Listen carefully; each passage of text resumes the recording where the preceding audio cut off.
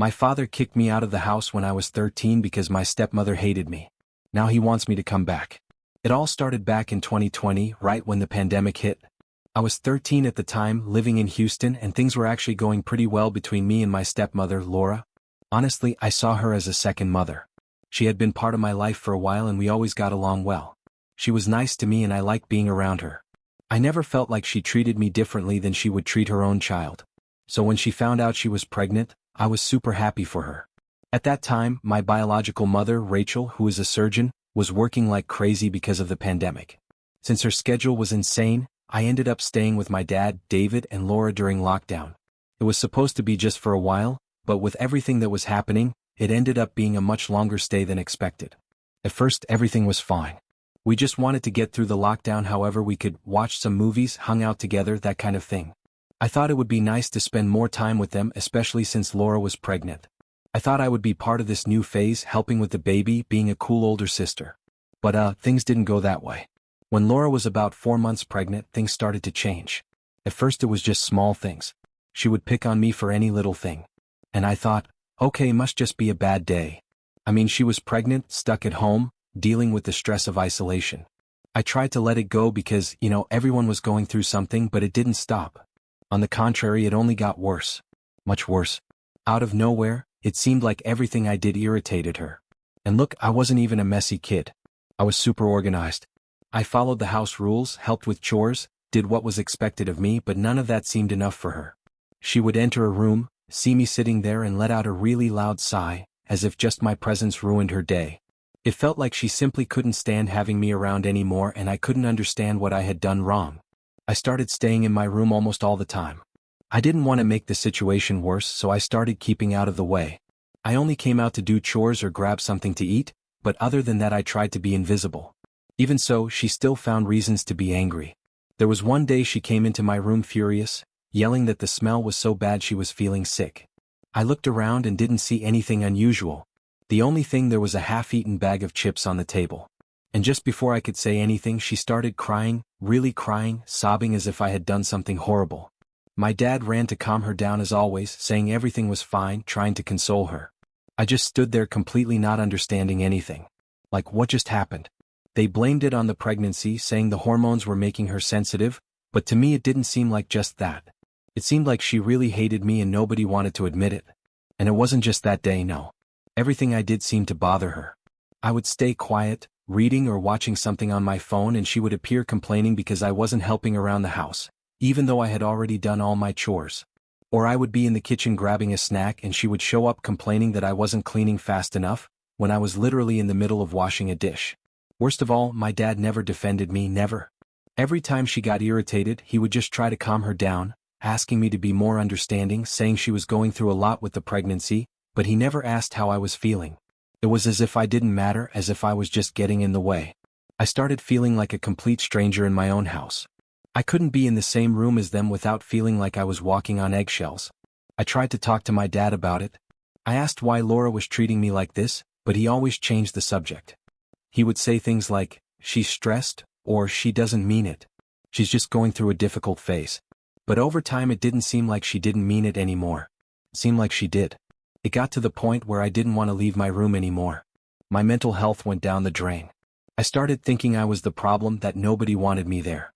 I spent nights lying down, wondering if my dad would come and say it was better for me to leave. The anxiety hit so hard that my hair started falling out. I remember pulling out entire clumps, sitting there in shock, trying to understand how everything had gone downhill so fast. I tried to make things better, really, I tried. I started doing more chores, trying to be useful and not bother anyone. I cleaned the kitchen, did the laundry, did everything, but nothing was enough. Laura always found something to complain about. One day it was the way I folded the towels. The next it was because I left a glass in the sink for too long. The atmosphere in the house was unbearable. The air felt heavy, as if everything was about to explode at any moment. I couldn't relax, couldn't be a normal kid in my own house. Every time I had to leave my room it was with fear. Not even headphones helped me disconnect from it all. The stress was suffocating me. I tried to pretend it wasn't affecting me, but deep down I knew I was falling apart. I just wanted to go back to my mom's house. But because of the pandemic and her crazy schedule, I was stuck there. Each day was like walking a tightrope, not knowing when Laura would freak out again or when my dad would finally say I wasn't welcome anymore. And the more I thought about it, the clearer it became. Maybe Laura really didn't want me there. This idea stuck in my head and left me terrified. Because at 13, where would I go if things got worse? Then one day, as normal as possible in that house, I was sitting in the kitchen on my phone just trying to kill time. I remember it like it was yesterday because I wasn't doing anything major. I wasn't making a mess, wasn't making noise, nothing. Just waiting for my cereal to get soggy. I like it that way. It's weird, I know, but I've always eaten it like that. Anyway, I was quiet in my corner when Laura came in. At first she didn't say anything. She just stood there looking around as if she was looking for a reason to fight. The kitchen was spotless. I had cleaned it myself that morning. Dishes washed, counters clean, everything in its place. Even so, she huffed as if she couldn't believe what she was seeing, as if just by me being there, she already felt irritated. Then she started cleaning angrily, banging dishes in the sink, scrubbing the counter so hard it seemed like she was going to rip off the marble the whole time. She kept muttering that some people don't know how to clean and that this kitchen is always a mess. I stayed there looking at my cereal, trying not to react because I knew if I said anything it would turn into an explosion. But then she did something that totally threw me off.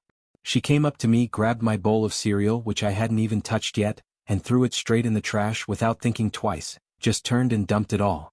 It's not like there was some huge mess or anything like that. I hadn't even spilled a drop of milk. It seemed like she wanted to show that, no matter what I did, nothing had value. I couldn't believe it. Who throws away someone's food like that out of nowhere? I freaked out. All the frustration and stress I had been swallowing for months just exploded. I slammed my hands on the table hard and yelled, "What is your problem with me?" She turned around with wide eyes as if she didn't expect me to fight back. "Why do you hate me so much? I never did anything to you and all you do is treat me like I'm garbage." She didn't respond right away. She just stood there, shocked, as if no one had ever had the courage to confront her. And then, as if it were a repeated script, she started crying. She really burst into tears, sobbing as if I had said the worst thing in the world. Before I could say anything else, David, my dad, came running from the living room as he always did whenever Laura started crying. "What's happening?" he asked. But it was one of those questions where he didn't really want an answer. He had already chosen his side. Before I could even open my mouth, she started talking through tears, saying I was stressing her out, that she didn't feel comfortable in her own house and that she couldn't take it anymore. I looked at my dad, hoping he would at least ask to hear my side, but no. Instead, he turned to me and said, "What did you do?" As if it was obvious the fault was mine. As if I had done something so terrible as to provoke that show of tears. I was speechless, just stared at him, unable to believe it. That's when Laura dropped the bomb. Still crying, she said, "I don't want her near my baby. The stress is killing me. This isn't good for me and much less for the baby. She needs to leave here." It was at that moment that my dad took me to my room as if I were to blame for everything. He closed the door behind us and looked at me with that face of someone who's going to say something serious. My heart raced because deep down I already knew that what he was going to say would change everything between us. "You must be doing something to Laura," he said. "Nobody hates a child for no reason. You need to stop stressing her out or you'll have to leave. I can't leave her in this state pregnant the way she is. This isn't healthy for her or the baby." It was as if the floor had disappeared under my feet. I couldn't even process that. Laura wanted to get me out of the house and, instead of trying to understand what was happening or defend me, my dad simply sided with her. It was as if I didn't matter, as if I was just a problem to be solved. I stood there, staring at him, not knowing what to say. A million thoughts going through my head, but none made sense. All I felt was a crushing weight in my chest as if I was suffocating. I didn't know what to do, so I just nodded my head. I grabbed a backpack and started gathering some clothes. I didn't want to be there anymore either. After all that, it was impossible. I went back to my room, locked the door and went straight to social media. I made a post asking if anyone had a place where I could stay. I told everything without hiding anything. I didn't care if they would think I was exaggerating or being dramatic. I just needed to get out of there. My phone started beeping nonstop right after, but I ignored it. I grabbed my backpack, stuffed some clothes inside and left through the window. It wasn't even difficult. My room was on the ground floor and to tell the truth, it wasn't the first time I had done this. I just wanted to be anywhere that wasn't that house. At first, I didn't even know where to go, but I figured I could spend a few days at a friend's house. I couldn't stand another second in there. Not after what my dad said. I walked for about 30 minutes before thinking about turning my phone back on. Messages poured in from my dad, from Laura, from people commenting on my post. I didn't read any of them. I turned off the phone again and kept walking. I ended up going to a friend's house and her parents let me sleep there. I didn't tell them everything. I just said things were difficult at home and that I needed a place to spend the night. They didn't ask many questions and I was grateful for that. I sent a message to my mom using my friend's phone, telling her what had happened. She couldn't call me right away, she was in surgery, but she said she would send my aunt to pick me up the next day. For me, that was enough. I just needed some time away from everything. When I finally managed to sleep that night, I kept thinking about what my dad had said. Nobody hates a child for no reason. That phrase kept echoing in my head non-stop. And the more I thought about it, the angrier I felt. How could he believe that? How could he simply assume I deserved that? I did everything not to bother Laura, I helped around the house, I tried to make everything easier for everyone. And in the end, that's how they treated me. I didn't know what was going to happen next, but one thing I was sure of, I wasn't going back to that house. Not after what I heard. The next morning, I woke up at my friend's house with my head kind of dizzy. Everything that had happened the night before was still spinning inside me, but it was as if it hadn't really sunk in yet. I knew I wasn't going back to my dad's house, but it seemed like reality hadn't completely hit me yet, like this departure was something definitive. My friend's parents were super kind, they didn't ask uncomfortable questions, they just gave me breakfast and let me stay quiet in the living room. I didn't want to talk about what had happened. I was still trying to digest everything. I didn't even really know how I felt. I just felt exhausted, like emotionally broken, you know? Around noon, my Aunt Meg arrived. She looked at me that way that only someone who really knows you looks, with concern, but without invading your space. We barely talked at first. She just helped me get my things and took me to her house. To tell the truth, it was a relief. I always felt safe at Meg's house. She's that cool aunt who understands things, who never judges. And you know when you just need a little peace? When we arrived, I finally turned my phone back on. Mistake. Huge mistake. The phone exploded with calls and messages, mainly from my dad. He had called me at least 20 times the night before. There were messages too, some from him, others from Laura, and even from relatives. Probably because my dad posted something about me having run away. I didn't even bother reading it all at once. It was too much. I needed some time away from that confusion, but I sent a message to my mom just to let her know I was okay, even though she already knew. Since she and Meg had already talked, I just wanted to avoid her worrying even more in the middle of all the work stress. She responded right away, saying she was relieved I was safe and that we would talk as soon as she got a break from the hospital. I knew my dad must be freaking out realizing I wasn't at the house anymore, especially after seeing that I wasn't responding. But honestly, I didn't care. He was the one who basically told me I wasn't welcome there. What did he expect? I didn't have the patience for excuses or to hear him trying to turn the situation around as if it were my fault. Not after what he said to my face. But, sitting there, I couldn't help thinking about the bigger consequences. I knew my paternal grandparents well. They weren't going to let this slide. They were always super protective of me, especially because I didn't live with my dad all the time. They were probably going to come down on him when they found out about everything. I couldn't even imagine the scolding he was going to get when the truth came out. Curiosity got the better of me and I finally started reading some messages. The first was a long one from my dad, basically apologizing for the way things happened. But he kept defending Laura the whole time, saying she was stressed because of the pregnancy and that I needed to be more understanding. The whole message seemed like he was trying to justify everything that had happened, as if somehow the responsibility to fix everything was mine. All I had to do was come back and keep the peace. Laura's message was even shorter, but much more irritating.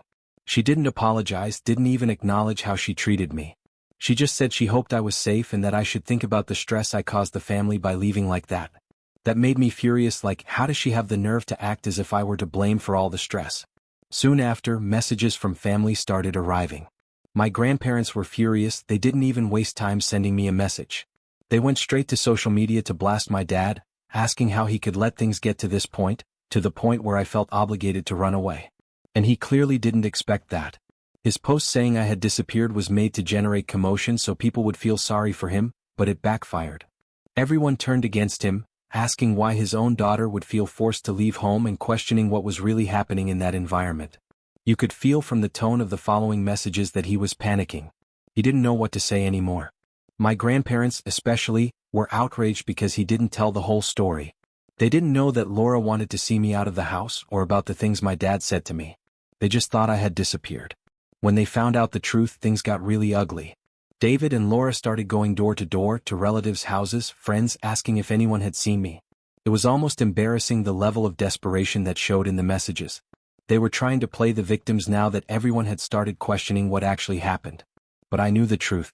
They weren't upset because I left. They were upset because now everyone knew about it. The attempt to make me feel guilty didn't work. The more I read their messages, the more I realized I wasn't just angry. I was fed up. Done. No going back. There was no way to unsee what my dad said to me. And Laura had already made it very clear she didn't want me around.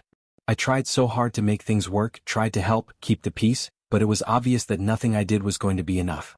They simply didn't want me there and I wasn't going to beg for acceptance anymore. My aunt noticed I was upset that day, but didn't force conversation, just gave me space. And that was exactly what I needed. Later that late afternoon she came into my room and asked if I wanted to stay there with her for a while. I didn't think twice. Of course. Going back to my dad's house was completely out of the question. And I also didn't want to be jumping from house to house. Staying with Meg was my refuge, my safe haven in the midst of chaos. The rest of the day passed in a blur. I spent hours on my phone reading the comments on my dad's post, seeing how people were reacting. Some tried to defend him, saying maybe I was just a difficult teenager or that the pandemic had complicated things for everyone. But most were on my side, asking how a 13-year-old girl would feel so bad as to run away from home. Even distant relatives appeared, saying how disappointed they were with my dad for letting things get to this point. Although I appreciated all the support, part of me still hurt. It didn't matter how many people turned against him.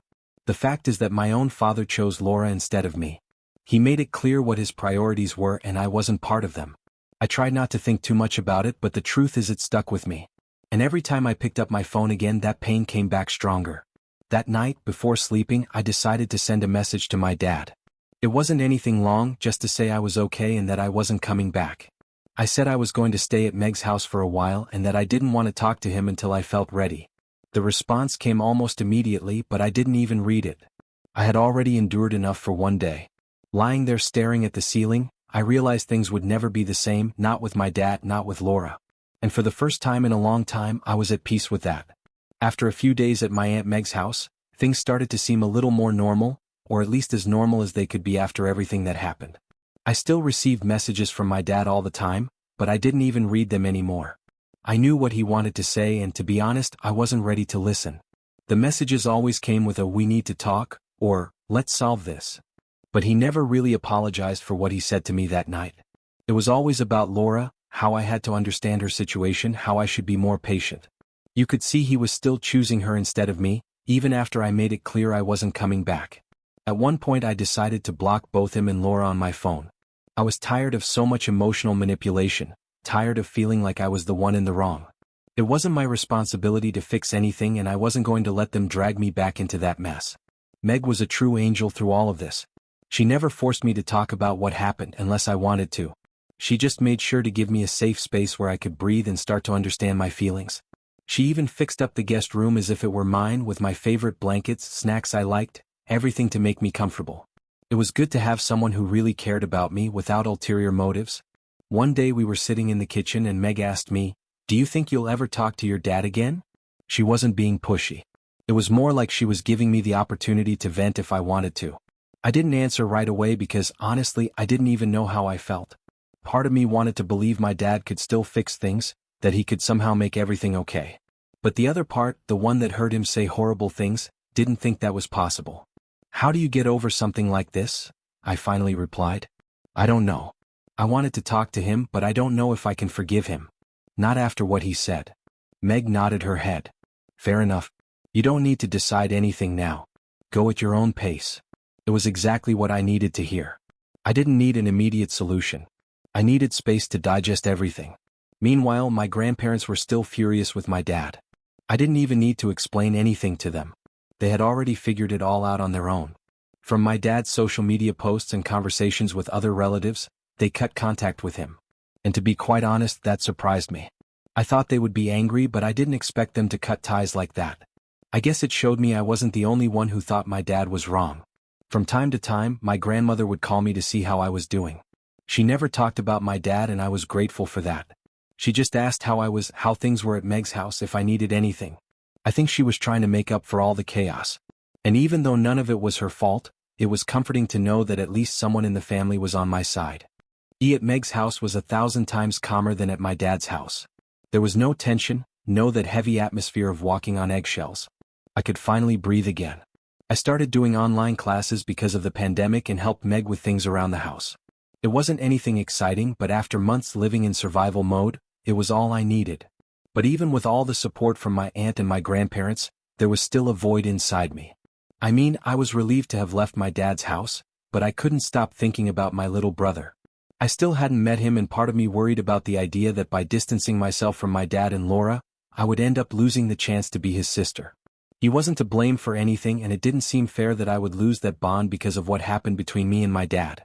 I tried not to think too much about it, but it was hard. Whenever I thought about my future, I wondered if my brother would be part of it, but at the same time I knew that going back to my dad's house, even if just to see the baby, wasn't an option, at least not yet. I wasn't ready to face them, and maybe I never would be. One night, while I was on my phone, a notification appeared from my dad's social media. He had posted one of those long, dragged-out messages, talking about family and how he regretted the things that happened between us. It was obvious that was for me. Even without mentioning my name, he wrote about wanting to fix things and reunite the family again. Reading that made me feel angry all over again. He was acting as if posting something online was the same as apologizing directly, as if a vague message full of emotional drama was enough to fix everything. But it wasn't. If he really cared, he would have called my aunt, written a letter to me, done something real, not tried to gain sympathy from strangers on the internet. I turned off my phone and threw it on the bed. I wasn't going to let him drag me back into his drama.